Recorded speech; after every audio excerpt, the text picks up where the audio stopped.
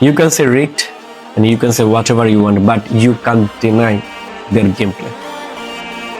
They have that much caliber to defend their trophy.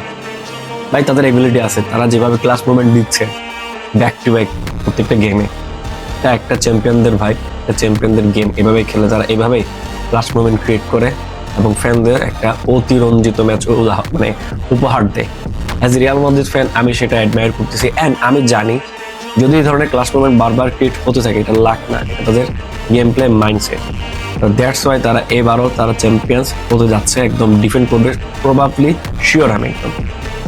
যদি France semifinal থেকে উঠে final যেতে পারে তাহলে একটা হাড্ডাহাড্ডি লড়াই হবে, বাট আমার মনে হয় না আর্জেন্টিনাকে তারা দমাতে পারবে। এবং আরেকটা পয়েন্ট আমি উল্লেখ করতে চাই, তারা কখনোই সেমিফাইনাল হারে নাই, যতবার সেমিফাইনাল খেলছে প্রত্যেকবারই তারা ফাইনালে কোয়ালিফাই করছে।